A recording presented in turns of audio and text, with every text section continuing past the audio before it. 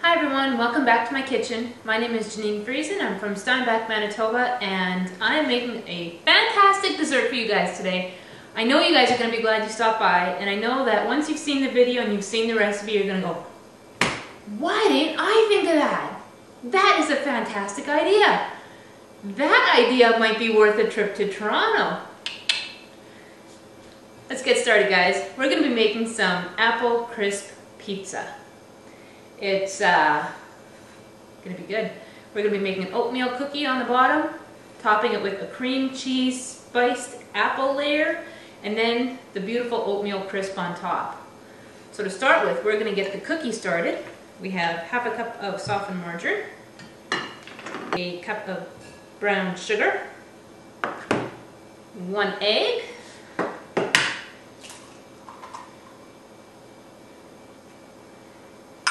we're going to take and mix this together now just to get it all incorporated.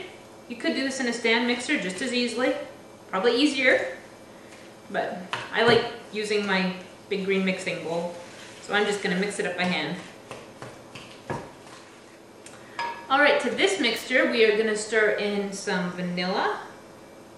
This is my all-purpose gluten-free flour mix and xanthan gum mixed already. You could substitute these two items for all-purpose flour. To this I'm also going to add some baking soda and baking powder, as well as 1 cup of rolled oats. The oats are also gluten-free. Celiacs, some people with celiac disease can eat gluten-free oats without a problem, but regular oats are actually not gluten-free from cross-contamination issues. All these things to learn, huh? So just give this a good mix. I have my oven preheated to 350 degrees. So I put my dough out on my slightly greased pizza pan. Just going to put a sheet of plastic wrap over the top and squish it down until it fills out the pizza pan.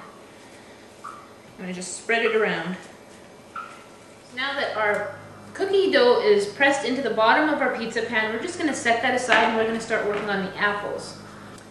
So the apple mixture is what we're going to be working on next, and the apple mixture actually has the Philadelphia cream cheese in there. 1 whole package of the spreadable cream cheese, that's 8 ounces. To my cream cheese mixture I'm going to add a 1/4 cup of brown sugar and a 1/4 cup of white sugar. Teaspoon of vanilla. And about a teaspoon of cinnamon, as well as a little bit of fresh nutmeg.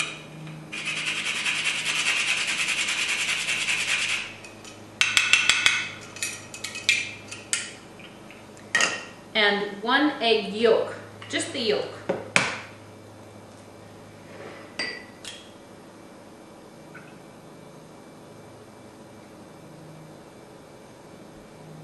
So now I'm going to take and just mix this up until it's nice and creamy and smooth, and this is where we're going to be adding our apples to. Now we're going to peel and chop up about 5 apples. I have fairly small apples though, but I think 5 will still be enough. The easiest way for me to peel apples is with the vegetable peeler. To chop up your apple, set it flat on your counter, take and cut so that it goes just beside the core. Turn it and repeat so that you cut the core out. Now we have the square core that we'll put into our side pile there, and you have nice pieces of apple that you can just cut up. So I'm going to keep cutting up the rest of these apples and I'll meet you right back here. So now I have my 5 apples all cut up, diced. Yep, they're good. Now when you cook crisp, very often the fruit, when it's cooking, gives off a lot of water as the fruit cooks down. And to prevent this from getting too runny, I'm going to add 3 tablespoons of, in my case, gluten-free flour.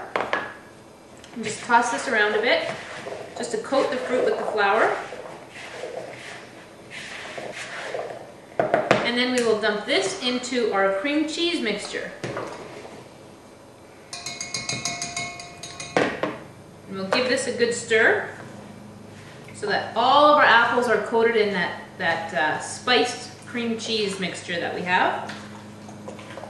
And I'm going to take this mixture and put this mixture on top of my cookie dough.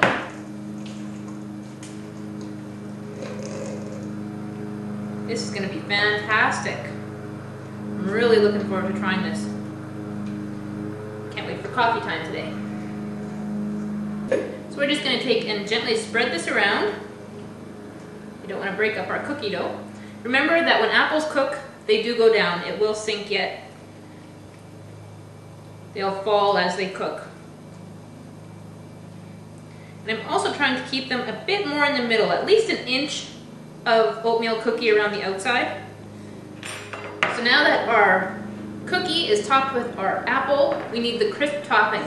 The crisp topping is gluten-free flour and gluten-free oats, brown sugar, white sugar, cinnamon, and nutmeg. Just going to give this all a stir.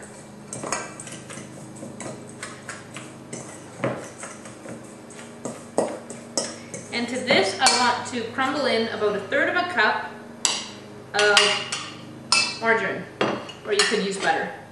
You don't want to overmix it. You still want to have about pea-sized pieces of margarine in here when you're done. That's what's going to keep it from being a dough. That's what makes it crisp instead of a dough. My crisp topping is all ready to go now. It's nice and crumbly.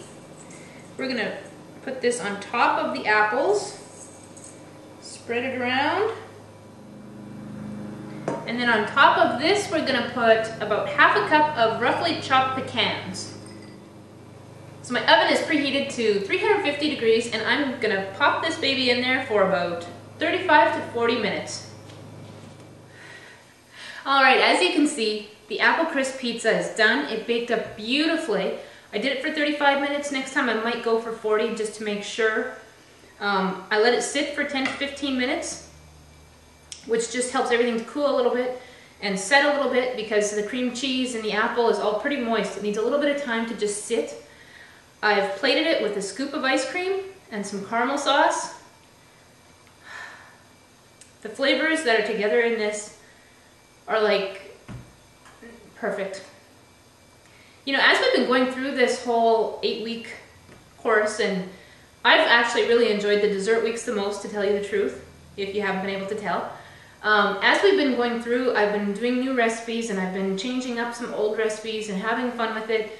And I keep thinking, boy, you know, if I were to open a cafe that served gluten-free treats, mind you, anybody can eat gluten-free treats. It's not just for the celiac or for the gluten intolerant or the gluten sensitive. Anybody can enjoy them. But there's some that I go, you know, if I had a cafe, I would definitely have that in there and I would charge this much per slice. So I'm asking you guys, how much do you think a slice of apple crisp pizza with caramel sauce and a scoop of vanilla ice cream is worth? You think it's maybe worth a trip to Toronto? Okay, joking aside, I love how this dessert turned out. I love being able to share it with you guys and have you stop in my kitchen. I really, really appreciate that.